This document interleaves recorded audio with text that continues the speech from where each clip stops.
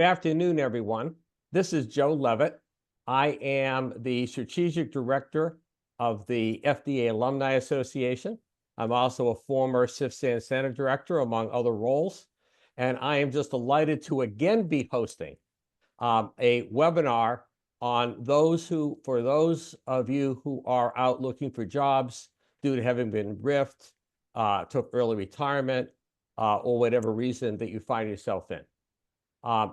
Since the spring, when all this started, the Alumni Association has really been working hard to try to provide support to everyone in your position. In particular, Elisa Bernstein heads what we call our Tiger Team. And the Tiger Team has organized a whole series of webinars. I think this is number 8.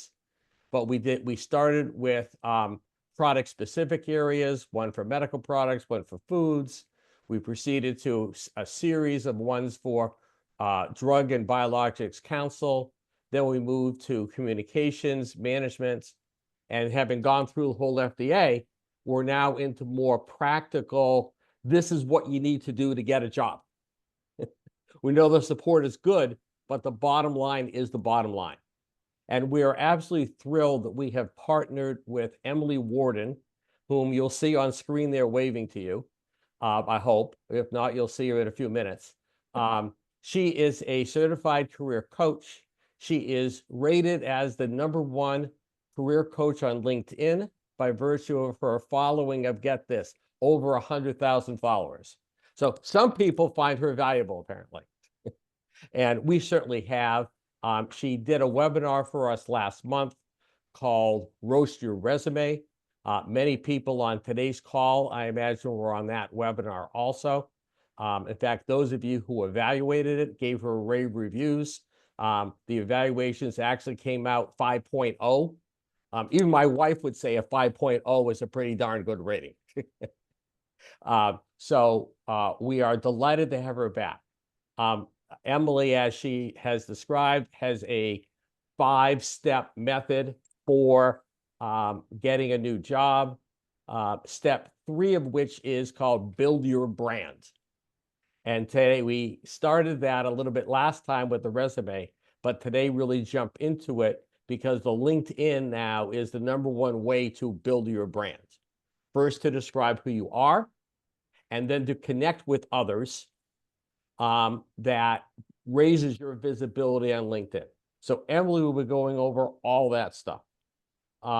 This webinar and all the others, including Emily's prior one, has been recorded or will be recorded today, and they're all available on the FDAAA website. So if you go there, you should be able to find it. You will also, if you're on this webinar, be getting an evaluation right afterwards. And so we ask you to take a few minutes and fill that out. We appreciate your feedback, both on what went well, but also what we could do differently or better next time, especially if we invite Emily back for a 3rd webinar, what topics that you would most like to see. I know Emily is already engaged elsewhere in some webinars on networking, so that might be a topic that people mention. After today's presentation by Emily, we will do a Q&A. There is a Q&A button at the bottom of your screen, at least at the bottom of my screen. Maybe it's at the top of your screen. But somewhere in your screen, there's a Q&A button. When you come up with those, send them in. I will be reviewing those and kind of prioritizing them for Emily. Finally, I want to thank Michelle Zhang, who is our Communications Committee Director and has set this all up for us. We appreciate it because at least I know I would be unable to do that. It's good to know your limitations and what your capabilities are and are not, and to get help elsewhere. With that, as I said, I want to turn it over to Emily. We are just so delighted to have you back with us.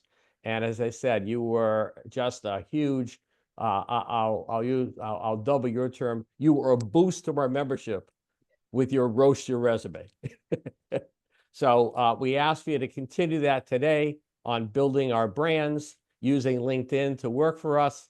And with that, I will come back periodically, but by and large, turn the floor over to you.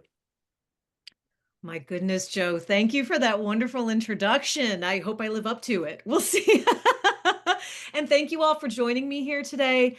I'm so sorry that you're in this position. I so deeply support federal workers and the important work that you are doing. And the way you have been treated has been terrible. And I'm so grateful to people like Joe and this FDA Alumni Association who are there to provide support and rally around you guys. And I want to thank you for spending time here today. I'm going to do my best to make this an action-packed hour for you to help you as much as I can, provide you with some actionable tips. So what I'm going to do is I'm just going to jump right into it. Y'all are busy. You got some important time. So I'm going to share my screen and just click over to present here. And let's get this going. So this is all about building your brand, especially here on LinkedIn, and making it work for you. Now, just to give you a brief outline, this is what we're going to be covering today. Just real quick about me, although Joe just did a wonderful introduction. A little bit about LinkedIn, how to find your keywords. We're going to talk about how important that is, but then a bulk of this lecture is going to be about how to write your profile and what each section should look like. Then we're going to talk a bit about some LinkedIn activity and best tips, networking, sending outreach messages, and then we'll be opening up the floor to questions and answers. So just real briefly, a little bit about background about me. As Joe mentioned, I'm a career coach. I'm a certified career coach, and my specialty is working with mid-career professionals who are looking to make some sort of pivot, either into a new job or into an entirely new industry. That's kind of my wheelhouse, the favorite kind of people I love to work with. I am rated the #1 career coach on LinkedIn in the US and worldwide. So I've got a pretty decent understanding of LinkedIn and what it takes to thrive on there. I hit 100,000 followers in 20 months. As Joe said, now I'm at 113, something like that. Guys, I am a career coach on LinkedIn. So people are interested in what I have to say. I don't expect everyone is going to hit those numbers, but you can absolutely build your brand and build it. I've seen tons of job seekers. Maybe you don't want a bunch of followers. That's okay. But I've seen a ton of job seekers build up their brands, build up their authority, their voice of reason, and kind of be that spot people come to hear their opinion. So we're going to talk about that as well. My wheelhouse in terms of LinkedIn and who I am as a coach is I am all about simple, practical, actionable advice. I don't deal in platitudes. I don't deal in generalities. So I am all about do this. Here's how you do it. Here's your specific information. So with that said, get ready to take notes, guys. I'm glad we're recording because you're probably going to want to go back and view this. You might want to take some screenshots, but you're going to be furiously writing things down. So get ready to take notes on your computer with a pen, paper, what have you. Now, a little bit about my background. I am a certified professional career coach. I've been doing this for 9 years. Before that, in a previous life, I got my MBA. I started a couple of businesses. I made a ton of mistakes. I did some great things. I wrote a book to help other people start their businesses. So I was a business coach before I became a career coach. And when I became a career coach, I teach at Boston University. I teach career development at Boston University. I'll be starting my 10th year, and that's what got me into it. And I saw a ton of parallels between being a business owner and being a job seeker, in that both business owners and job seekers have target customers.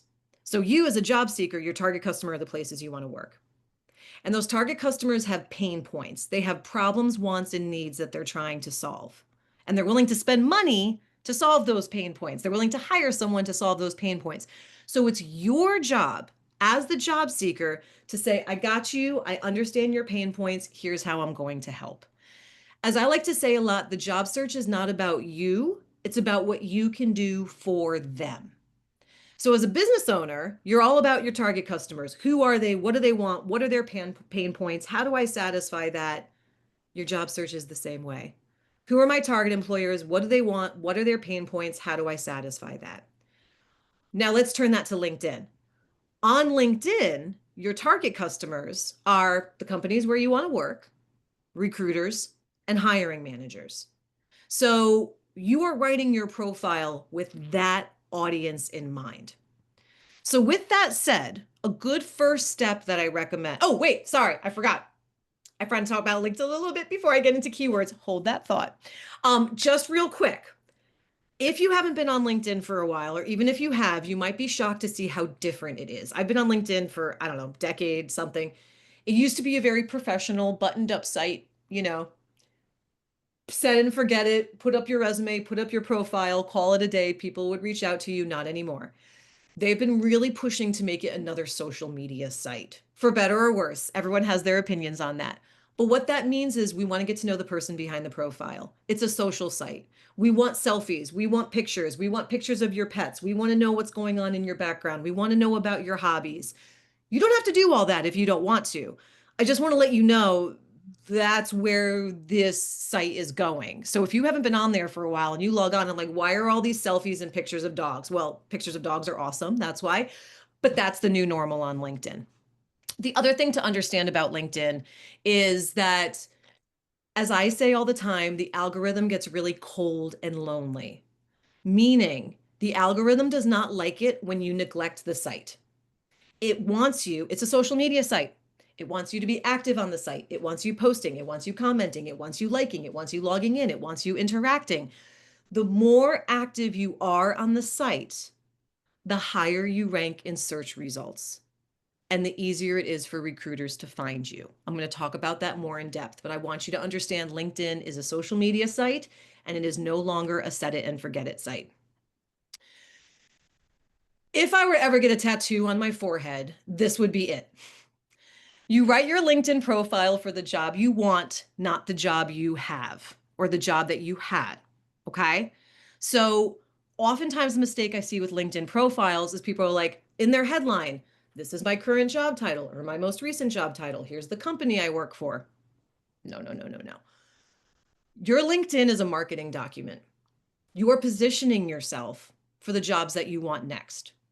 So what that means is you're using the job titles of the jobs you want next. You're using the keywords of the jobs you want next. You're talking about your past experience through the lens of the jobs you want next. Don't worry, I'm going to talk about that in depth. But the point is, what you put in your profile has to be relevant to the jobs that you're applying for. Same rule for your resume, by the way. If it's relevant, you keep it. If it's not relevant, you remove it. And it's got to be packed with your keywords, which is the same rule for your resume. For those of you who joined my September webinar, we dug deep into keywords. We're going to touch on that a little bit today. But the keyword, you guys are going to hear a lot of that same language from what I talked about with resumes to what I've talked about with LinkedIn. We got to keep it relevant to those roles we're applying for. With that said, your audience are recruiters. On LinkedIn, recruiters search for candidates by 3 basic criteria: job title, location, and skills. So you want to make sure the job title that you're targeting is all over your profile. We're going to talk about that. The proper location where you want to work is listed. The skills that they're looking for is listed. We'll talk about all of that. But the point is, put yourself in the mentality, my profile and my activity is all based around attracting recruiters and what they want. That's kind of the headspace to use for LinkedIn. And then finally, you hear a lot whenever you're looking up LinkedIn advice, they say you have to have an optimized profile. Make sure your profile is optimized. Okay, what does that mean? This is what it means. It means every section is filled out and complete, and every section is packed with relevant keywords. That's the second tattoo I would get. Relevant, just the word relevant. If it's relevant, we're keeping it. You guys are going to hear me say that a lot. Okay. So don't worry, I'm going to cover how to have your optimized profile today. But the point is, this is just the mentality that I want you to kind of put on when you're thinking about how to approach LinkedIn. Okay. Now, on to those famous keywords. For those of you who attended my September resume webinar, I went in depth about how to find keywords. I'm just going to touch on that briefly today, but I also want to give you a few other resources that you can use. Okay. The first one here is Teal.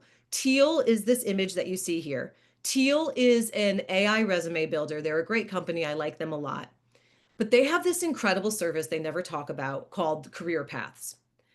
You just look online and go like search online for Teal Career Paths, whatever job title you're targeting.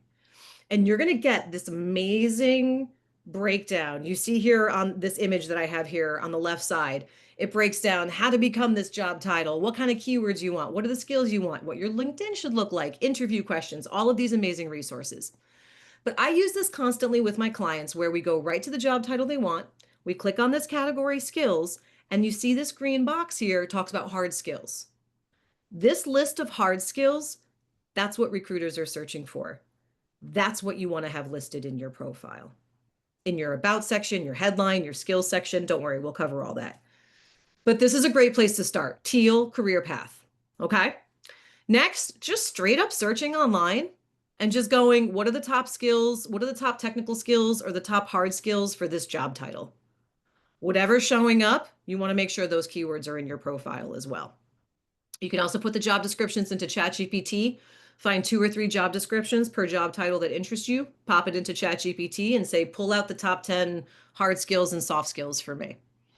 All of these exercises are to help you identify those top skills keywords that recruiters are searching for and therefore you want in your profile. I did do an in-depth exercise about this that I covered in the September webinar. You can watch the video to see that. You can also email me and I'll send you the resources I have on that. But essentially, it's the same exercise I do with all of my clients before we do a resume or LinkedIn rewrite, where we're studying the job descriptions that interest us, we're pulling out the keywords and key phrases, and we're putting them into categories like what's in it for them, what's their pain point, what are the skills they're looking for? What's the experience that they're looking for? What are the tasks and responsibilities they want you to do? My point is, you want to do this foundational work because, again, these are your target employers, these are your target customers. You want to understand what they want. What's the language that they're using? What are their pain points? That's the same language. Like, guys, I will literally have my clients copy and paste phrases from their keywords exercise directly into their resume and LinkedIn. Because it's like, this is what they want. So this is what I'm going to talk about. As I say all the time, it's not, hi, I'm Emily. Here's my background. It's, hi, I'm Emily. Here's what you need. And here's how I can deliver it for you. Okay. So on that note, once you've found all of this information, so let's say, for example, that you're looking, maybe you did some sort of project management at FDA. You're trying to translate your skills into the private sector. I work with a lot of former federal employees who have a very difficult time translating their experience from the public to the private sector. And I say it all the time, use these words. Like if you want to be a project manager, then you would write your bullet points in your resume and your LinkedIn talking about project scheduling, risk management, resource allocation, cost estimation. This is what they want. So this is what you're going to highlight. Okay, I'm going to get off my soapbox. Joe, did you want to interject at all before I jump into the profile? Was there anything you needed to say?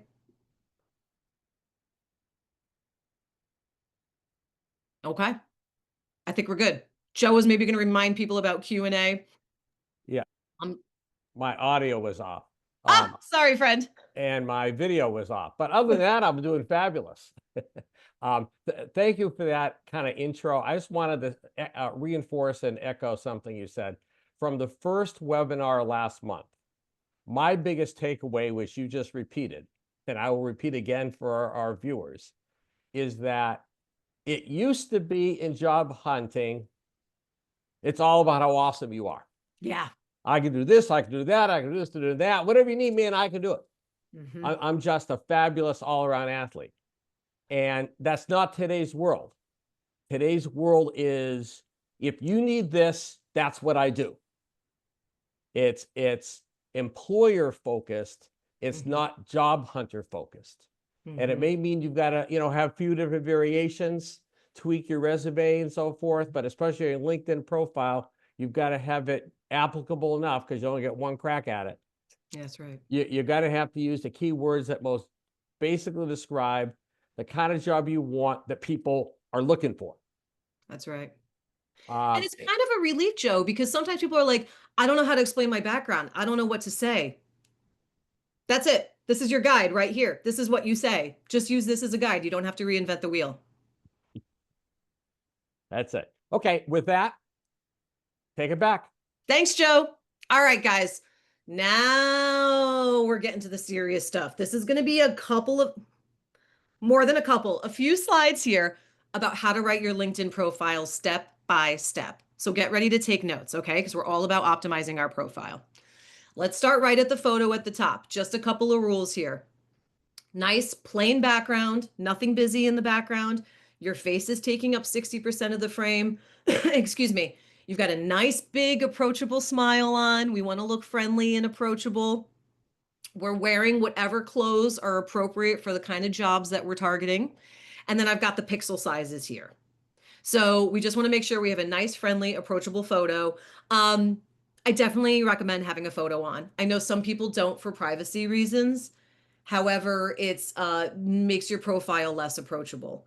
I've had people put up illustrations, like if they want to do an illustration of themselves, that particularly my clients who are worried about ageism. I'm like, take one of your headshots, turn it into an illustration, use ChatGPT or whatever for that. Boom. We just want something. I mean, actual photo is preferred, but again, if you're worried about ageism, that's kind of a workaround, but we definitely want some sort of photo up there. Now, the banner at the top of your LinkedIn profile, I've got the recommended dimensions here.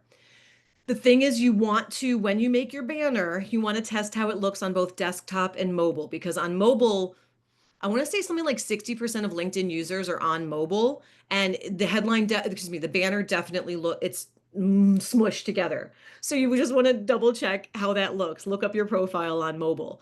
When you're doing your banner, you can make it super easy. Just put up a picture of your city or the closest city where you want to work. I'm in Boston. So before I designed my own banner, I just had a picture of Boston in all 4 seasons and I would rotate it spring, summer, winter, fall. So you want to make it nice and simple, do something like that, or like a pretty field or a sunset. I've had clients do pictures of their dogs because they're like, everyone wants to ask about it. That's fine. What I do recommend, so get something up quick and dirty now. What I do recommend though is designing your own template. Canva, guys, I am not computer savvy at all, and I can use Canva. I made this presentation with Canva. If you haven't used Canva, it's a free, basically Photoshop for Dummies service. They make it super intuitive, really easy, and they have tons of free LinkedIn banner templates that you can choose from. My current LinkedIn profile has one that I designed on I designed on Canva for free. So you can look that up. Basically, when you design your own, just some things to keep in mind. Part of the banner is going to be taken up by your picture. So you want to make sure the left side of the banner is all cleared out. And then the right side of the banner, I definitely want to recommend that you have your name and your job title and your industry, if that's applicable, some of those top skills keywords. But then you can also add things like your contact information, if you won any awards, if you've done any impressive publications, who you help and how you help them, like a little tagline. You could throw all that stuff in there as well. Okay. So that's just the photo and the banner. Now, this is the meaty part, the headline. Side note, the headline is the most important part of your profile, so I recommend that you write it last. I actually have my clients, when they're updating their LinkedIn, start at the bottom and work their way up.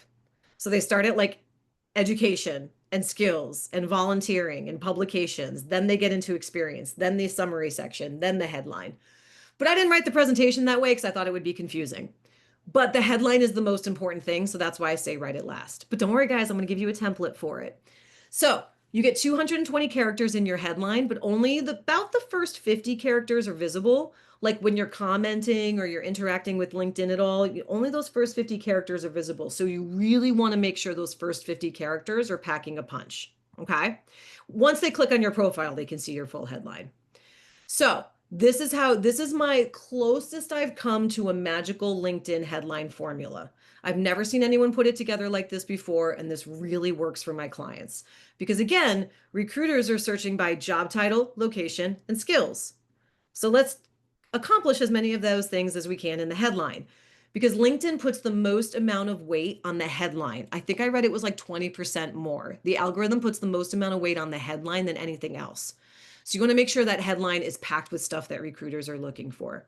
So you first kick it off with your ideal job title or job titles. Now, you want the job titles to be somewhat similar to each other. Okay. We don't want like really wild, crazy job titles because then you look scattered and unfocused.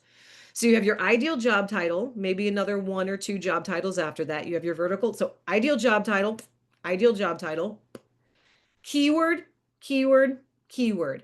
What I mean by that are your top skills keywords that I just covered, especially those hard skills, those tech skills. Think like a recruiter.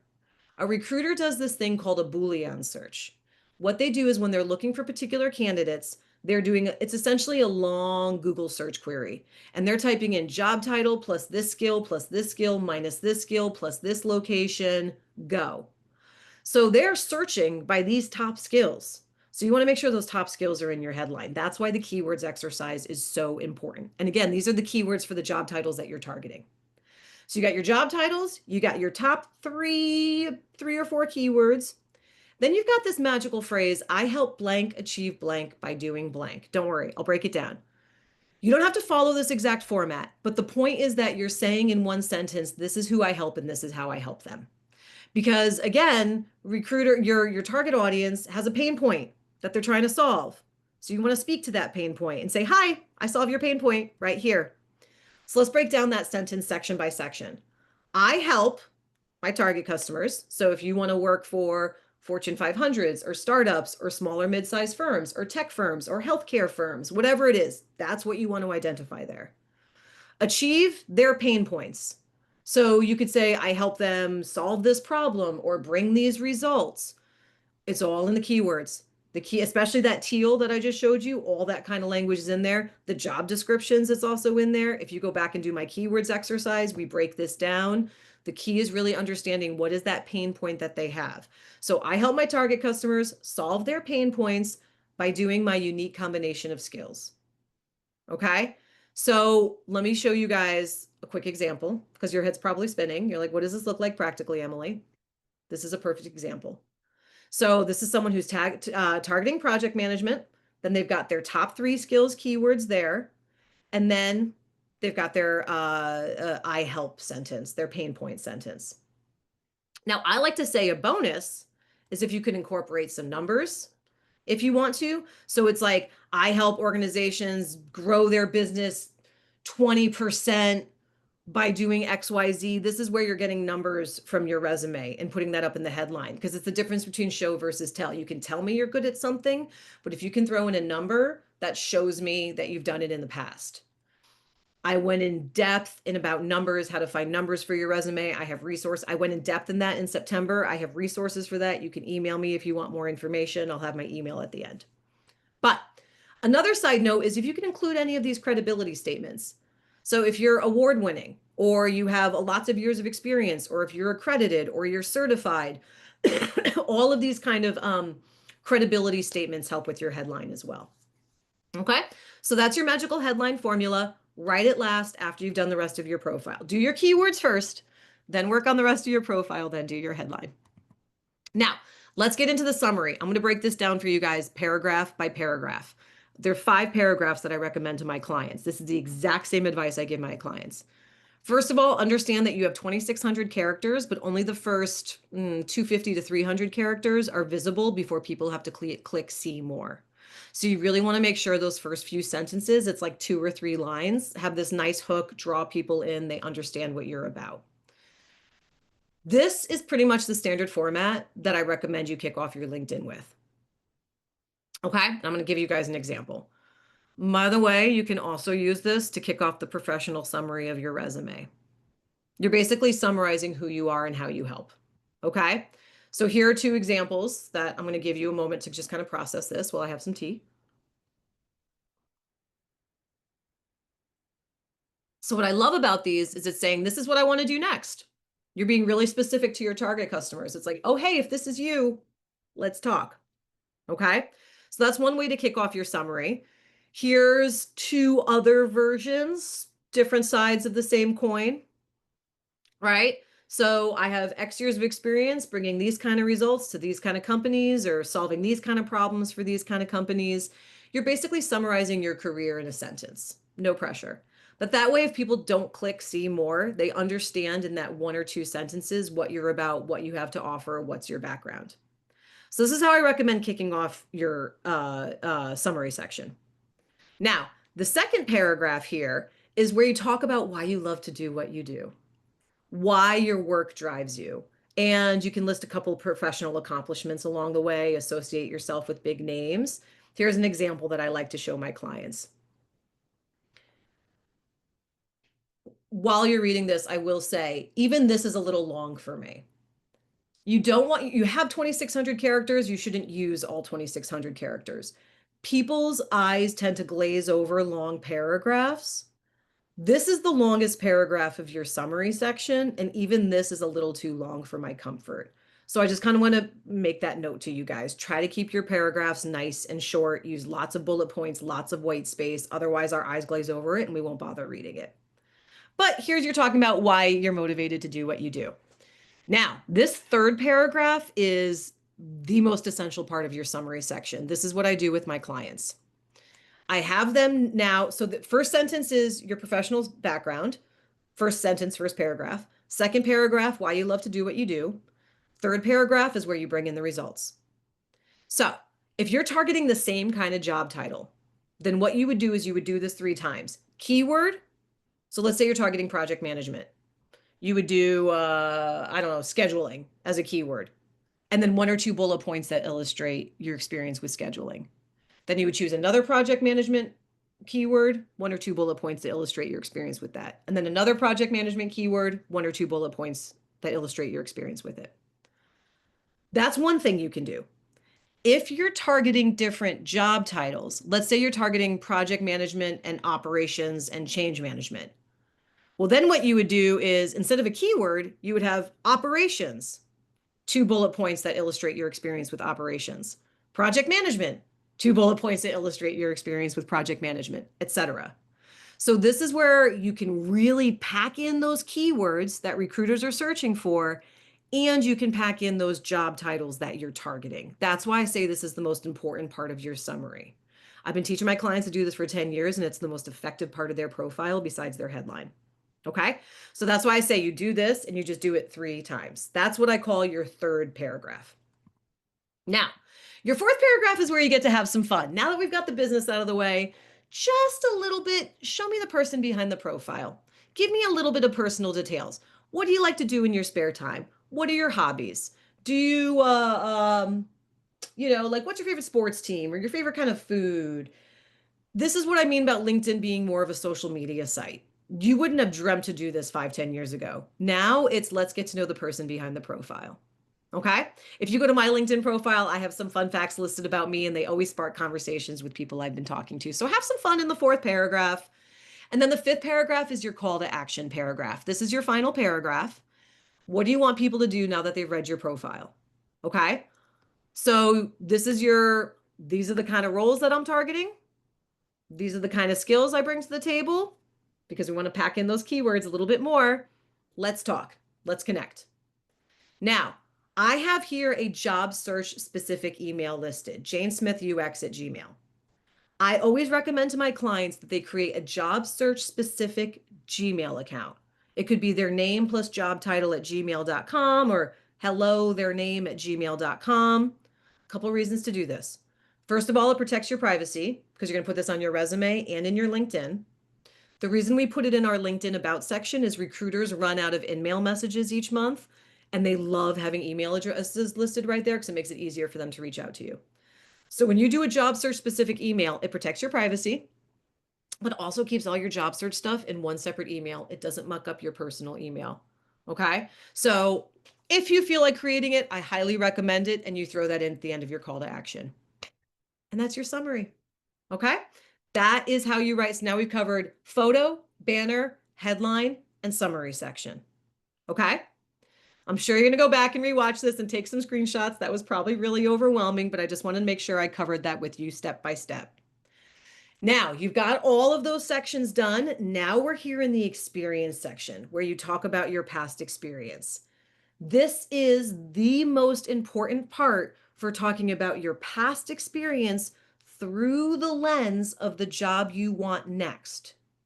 So this isn't just where you list all of your past tasks and responsibilities, only if it's relevant to the jobs you're applying for.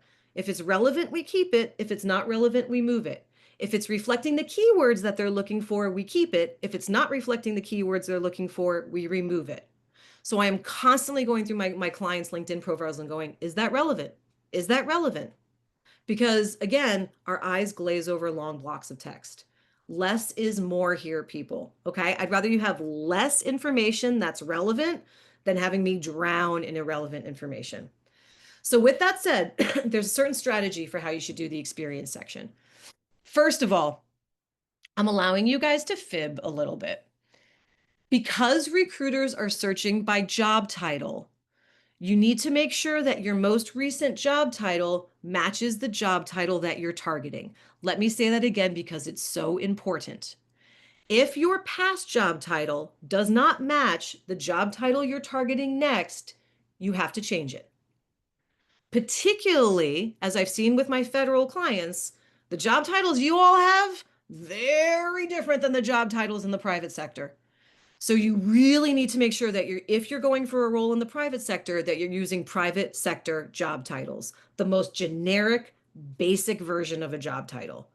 So here's how I suggest my clients do it. One, change the job title entirely. Just straight up change it. You're not working there anymore. It doesn't matter. It's okay. This is totally accepted behavior, okay? Because you're just making yourself more marketable. Like, I talk to plenty of recruiters who agree with this as well. So don't worry about thinking if this is dishonest. It's not. So option number one is to change the job title entirely. If that makes you uncomfortable, option number two is to have that target job title that you want / your real job title. So let's say you are targeting project management, but you didn't have the project management role. You would say project manager / whatever real title it was that you had. Even if that makes you uncomfortable, then just flip it. List the job title you actually had / project management. I've had people also incorporate it into their title. So maybe they did project management, but they didn't hold that title. They just kind of worked it into their title as well. But the point is, I just met with a client right before talking with you guys her most recent titles are learning and development, and she's targeting HR roles. So she's like, all these recruiters are reaching out to me for learning and development roles, but I want HR. And I'm like, well, we got to change your job title because recruiters are searching by job titles. So that's why I'm so emphatic about this point, about changing your job titles. Next, for those of you who are in my resume workshop, this is going to look familiar. I recommend the same thing for your resume, that you have one sentence about the organization and one sentence about your basic role and responsibilities. This now provides context to your role. Okay, now I understand where you're coming from as a recruiter or a hiring manager. Then you go into your bullet points. So you see here in the illustration I have here, I have one sentence about the organization, one sentence about my tasks and responsibilities. Now I'm just going right into the achievements. So with your achievements, you can have about 5 bullet points, maybe up to 7. Not much more than that because our eyes glaze over long blocks of text and we want to keep it relevant anyway. But you say, I got this result by doing this goal. That's it. Excuse me. I got this result by doing this action in order to achieve this goal. So I only have in this sample here, I got this result. That's it as the start because I just wanted people to see how important results are. But the goal is you can take the exact bullet points from your resume and pop them right into here. That's fine as long as they're relevant and they're illustrating the keywords that they want. I'm fine with it. Optional, you can also kick off your bullet points with a keyword because you know how important keywords are now. So we want to try to incorporate them to our profile in many different ways as we can. So you can kick off your bullet point with, let's say I stole this from a client who was pivoting into compliance, and she was doing her research and data management was really important to compliance. So she kicked off a bullet point, data management. Here's what I did managing data. Okay, because that's what was relevant to the role she was targeting. So you can also do that. You can do this for your resume as well. It's just a great way of packing in some more keywords. Okay, so that's how you handle the experience section. Next, and we're almost done, guys. We're almost done with this. I know this is deep. Thank you for staying with me. Just real quick about the skills section. Recruiters are searching by job title, location, and skills. So we want to make sure those skills are in our headline, about section, experience section, but then of course in the skills section. So when you're doing your skills section, this is probably the most neglected section of your profile, but one of the most important to help you show up in recruiter searches. So the thing is with your skills is you can have up to 100 skills listed. Okay, you can go nuts, but only the top 3 to 5 are most visible in your profile before people click the skills search. So you want to make sure those top 3 or 5 skills that you list are relevant to the jobs that you're applying for and are reflecting those top skills keywords that you see again and again and again. Now, here's the deal. You go into your skills section. You've done your keywords first. You know the skills that they're looking for. You update your skills section. You can reorder the skills section so that you have the most relevant skills at the top. There's a little option there that you click that says reorder and you can drag it and you have your most relevant skills at the top. I say your top 10 or 20 skills should be the most relevant and the most popular. Okay. Now, here's the deal. LinkedIn prefers skills that are endorsed. It gives more credence to skills that are endorsed. So what I say to my clients is once they've updated their skills section, I say, reach out to a couple of your first connections and send them this message. I'm targeting these kind of roles that want these kind of skills. Would you mind going through my skills section and look at the top 10 or 20 and endorse the ones that you feel comfortable endorsing? Now, notice I have here, I've already done the same for you. That's my boss move. All those people you're going to ask to endorse your skills, go endorse theirs first. And then be like, I've already done the same for you. They have to say yes at that point. Or you say, if you don't want to say, I've already done the same for you and you don't want to go through it, just say, and I would be happy to do the same for you. Okay. But if you can get like 4 or 5 people doing this and endorsing some of your top skills, that's going to make your skills section much stronger. So that's your skills section. The final thing I'm going to say about your profile is the recommendation section.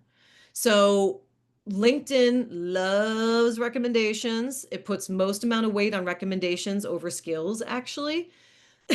So if you haven't gotten any recommendations in a while, that shows up at the bottom of your profile. You're going to aim for 3 to 5 recent recommendations. Now, ideally from people who managed you, but if you can't get that, it's okay to get colleagues, people with whom you've worked in the past. What you're going to do is, if you don't have any recent recommendations, you're going to send out a couple messages to some first connections, and the message is pretty much going to look like this. Remind them when and how you worked. Say, I'm updating my LinkedIn profile. I'm trying to reflect these skills. These skills are really important to this kind of job. Would you mind writing a recommendation that talks about how I have these skills? Guys, this makes the job so much easier for them. If you basically tell them what you want them to write, it makes it more likely that they're going to write it for you, and you're going to get the recommendation that you want. You're going to get a recommendation endorsing the skills that you want them to. So it's okay to ask them to do this and be like, give them a little bit of guidance. That's actually a good thing. It makes their job easier. Okay. And then good networking, thank you for doing this. Happy to do the same for you. What would you want me to say? You're asking for and offering help at the same time. So we talked a lot about, that when you hear optimizing your profile, making sure all of your sections are filled out. These are the top sections. But also, before I get off the LinkedIn profile, and Joe, I'm going to have you check in again in a moment, just want to kind of review some best practices here. There are many more sections that we didn't cover today in the interest of time, but I recommend that you fill out awards, publications, media, volunteer, education, all of those as many sections as you can fill out, the better. You also want to make sure you have a custom URL. So all of you check your LinkedIn profile. If you've got this gobbledygook at the end here, these numbers, that's no good. You want to have a nice customized URL. Just Google custom URL. You're going to get a LinkedIn help page. It's really easy to do. I'm thinking about putting together a resource packet for this, depending on the questions I get, and I can add the link to it, but just Google how to get a custom LinkedIn URL, and it's really easy to do. I could talk about open to work for 3 hours, but I'm going to touch on it really quickly here. I'm a huge fan of the open to work setting. You can choose whether you have it on for recruiters only or if you turn on the green banner. I'm a huge fan of the green banner because when you turn it on for recruiters only the recruiters who pay for LinkedIn Recruiter see it. And LinkedIn Recruiter is really expensive. Not all recruiters use it. So when you turn it on for recruiters only, you're limiting the amount of people who see it. That said, when you turn on the green banner, you're going to get hit with a ton of scammers. To me, it's worth it. It's worth it to have that exposure. If you have the green banner turned on, though, just assume that 100% of the messages that you get are scams. Better safe than sorry. Just assume that they're scams unless proven otherwise. Okay? And I'll cover that in a moment. But the point is, if you turn on open to work, let me stay on task. If you turn on open to work, I do recommend turning it off on Saturday mornings and turning it back on Sunday nights because this refreshes your profile in the algorithm. Whether you have it on for recruiters only or the green banner, I just recommend that. From the scammer perspective, if you get messages coming in, Typical scammer signs are that they're using a Gmail address, that they tell us to email us back at Gmail instead of the company address, or they tell you to communicate on WhatsApp or Signal, or they're being really vague about the the job description. You can also go check out the person's profile, go check out their activity history, go check out when their profile was started. You can suss out pretty quickly whether or not they're a scammer. Okay. Just assume every message you get is a scammer, and that way you're protected. Final last tips. You can also, if you speak multiple languages, you can make your LinkedIn profile appear in multiple languages. It'll default as English, but you can also have it appear in other. Just Google how to do that. It's just a quick setting to turn on. And if you have a name that a lot of people, butcher, if there's a name that people aren't familiar with, you can also record how to pronounce your name. You can do that on the mobile app. So just look that up as well. And then you just want to make sure, I have a visual here, that you check your public profile, check your settings. So you see here, I just went to LinkedIn Help and I put control your public LinkedIn profile. And you're going to get this magical little answers, which I highly recommend, where it says edit public profile sections. Click that button and it's going to show you what the public sees. And it's going to have all of these different little toggles that says, is the photo on? Is the banner on? Is the about section on? Make sure all of that stuff is turned on, because you want to have your profile as visible as you possibly can. Okay. So you're going to check your settings for your public profile, but then also go to your settings. There's all sorts of stuff about your account preferences, your visibility, your data privacy. Just spend some time in that settings section and make sure you have turned on there and turned off the appropriate things. For example, data privacy, as of November 4th, if you don't turn this off, your profile and posts are default training their AI systems. If you don't want that, you turn it off. You find all of that information in your settings. So I highly recommend spending some time playing with that as well. I could talk about that for an hour, but I just wanted to mention it to you guys. So Joe, before I go over my last best practice tips, is there anything else you want to mention? Thanks, Emily. That's fabulous.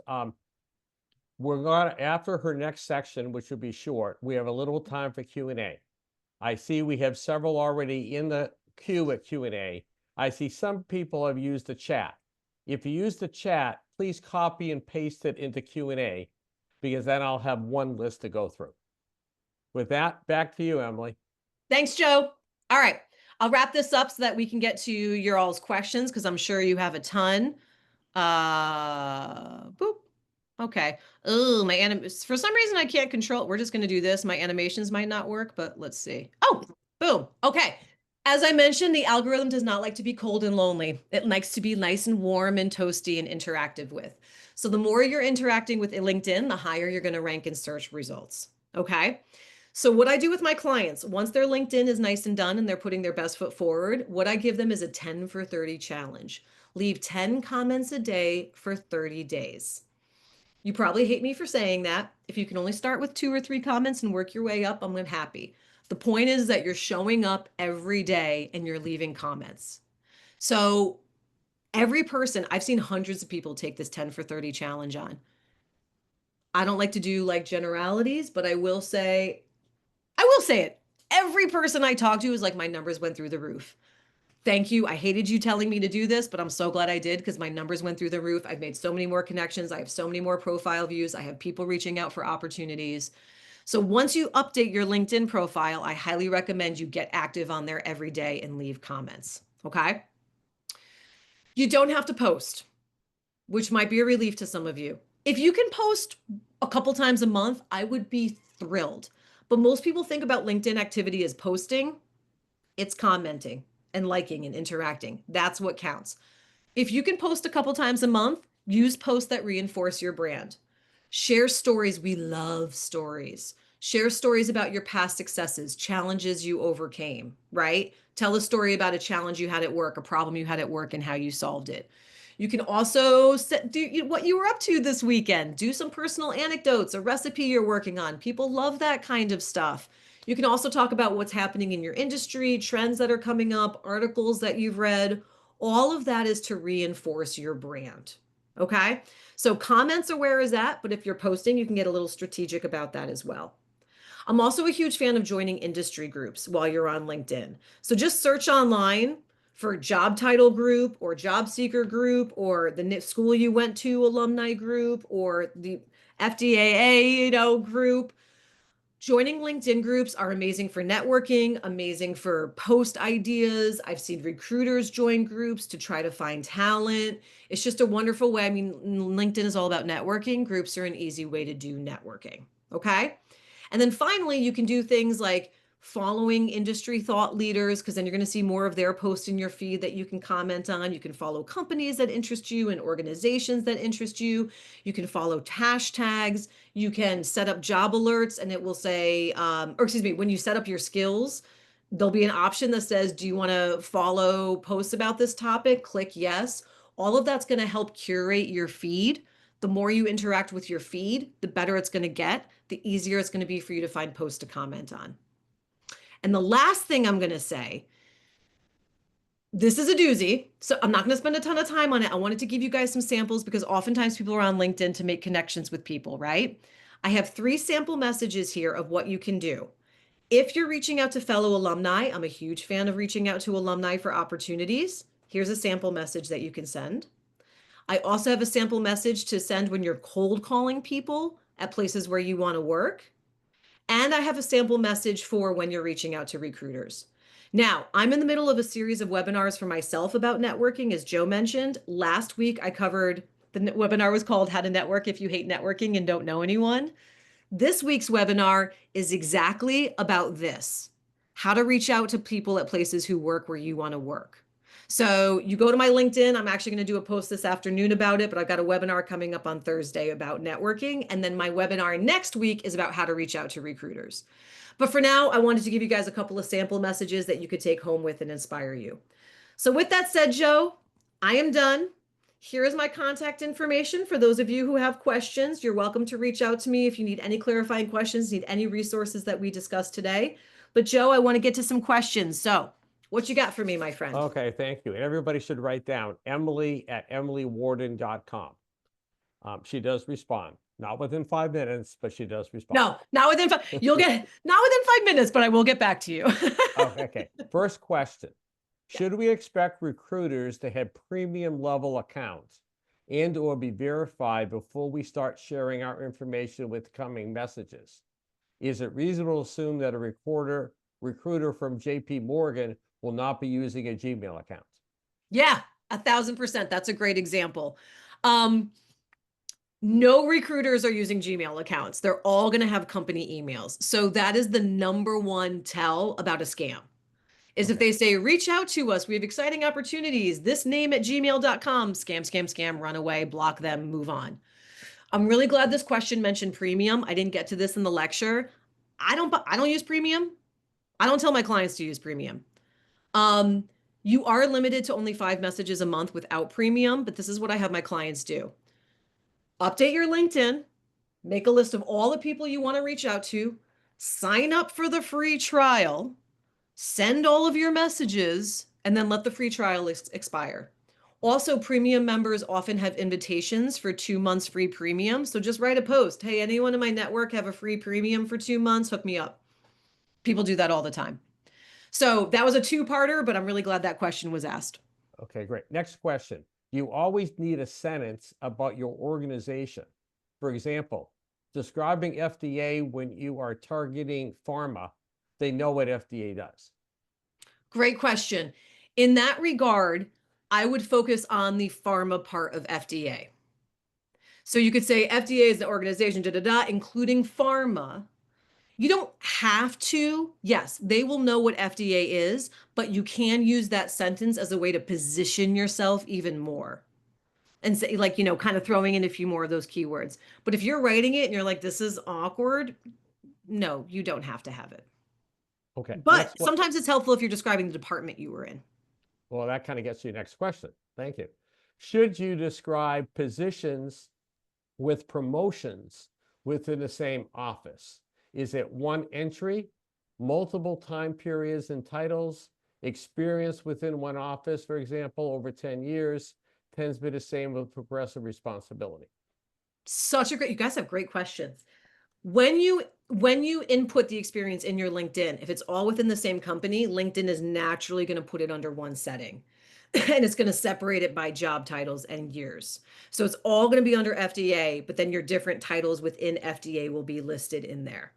What I recommend my clients do in both their LinkedIn and their resume is that little summary they write at the top, promoted 5 times from blah to blah, because it shows your career progression. So if someone's not reading deep down, they just see in one sentence that you've thrived at the organization and have held different kind of roles. So you can shout out the promotions right at the top, but then section by section, then what you would do is for each job title you held within that section, I would still kick it off with that one sentence about your basic role and responsibilities, and then list 3 to 5 bullet points with your accomplishments. Okay, great. Next question. I'll preface it by saying you talked about reciprocal endorsements. Mhm. This question is about reciprocal recommendations. Mhm. I've heard reciprocal recommendations don't look good. Is that true? That's amazing. I haven't heard that before. I will have to look that up. If recommendations, if you can get recommendations from your managers and bosses, that's best. And if that happens to be reciprocal, oh well, just because those are some of the best recommendations. I'm going to look that up more. I have frankly never heard that. So, but I don't want to speak with terrible authority. Maybe this is a new thing that I haven't heard of before. But let me put it this way. If you have 3 recommendations and they're circular with the same 3 people, that's probably not ideal. Excuse me, if you could mix it up a little bit, that would be better. But I'm going to look into that. Thank you for asking that question. Okay, next question. For hobbies, interests, Uh-huh. is it okay to talk about your kids, or would that be held against you as a working parent? Awesome, awesome question. I would parents love talking to other parents, so it can work with you in that favor. But if you have a boss who doesn't have kids, they might not understand it. I do not recommend, I don't understand, nor do I recommend putting in your headline, girl dad, boy mom, father of 2, wife. No, God, no, please do not do that. In the about section, that 4th paragraph where you talk about your hobbies and interests, you could say, in my spare time, I love hiking with my family in the woods. Sure, love that. I see tons of LinkedIn people writing posts about their kids, and they're like, I go to my LinkedIn. This morning, I posted about my kids saying 6, 7, and it's blown up. The post is blown up because people get that and they understand that. We want to know the person behind the profile anyway. So sharing cute anecdotes of your kids, you can absolutely do that. Just don't have it in your headline. Okay, great. Next question, from an ageism perspective, Mhm. should we keep jobs from 20 plus years ago on our profile? Awesome question. On your resume, 10 years, 15 years tops. On your resume, then, if you have super relevant roles that you want to do, that you want to mention, you could say additional experience and you kind of list one line about it there. On your LinkedIn, when you're worried about ageism, I definitely would not include anything that's more than 20 years old. I would still use that 15-year cutoff date. The key here, though, is it relevant? I remember I had a client who worked for a really huge name agency 15 years ago. This was an advertising agency and wanted to go back into advertising. In which case, yes, she listed it. She risked it for a biscuit from the ageism perspective because it showed her relevant experience. If it's not relevant, I'd remove it. And frankly, you guys, very few people are scrolling that far down deep into the experience section anyway. So even if it's super relevant, you're risking the ageism side and people might not even like go down that far and make the connection. So it is a personal call, but I do recommend 15 years and after kind of cutting it off. Okay, we are just about out of time. There Good are a few question. more questions. Okay. I would ask people, if we do not get to your question, to email Emily separately, Happy to because help. I don't want this thing to cut us off um, at the hour, because I've got 1 o'clock. So Emily, let me again, on behalf of the FDA Alumni Association, I really want to thank you for all this jam-packed information that you provided. For our listeners, remember this, there will be a recording. They'll be posted probably within the next 24 hours or so, I hope, on the website, and that you'll be getting an evaluation. And we ask that you return that to us, including what you think if we do more of these. And if you like more of these, please say so. and what topics you'd like. Emily mentioned networking, maybe that, maybe interviewing, maybe something else. Please let us know. We are here to serve you. And I will say, please reach out to me for those questions. And I'm happy if I get a lot of typical questions, I'm happy to put together like a resource packet for you. I have to focus on my networking webinar for Thursday, but I can do it by the end of the week. So if you're like, Emily, what was this resource? If I'm getting a lot of those questions coming in, I'll put together a little something. Just email me and say, Emily, if you're making a packet, put me on it, because then I can make sure that I'm putting that information together for you guys. Okay. But thank you, Joe, for having me. This was such a delight. Yes, you're welcome. Thank our listeners. Michelle, thank you. Thank you, Michelle. Thank you guys for joining.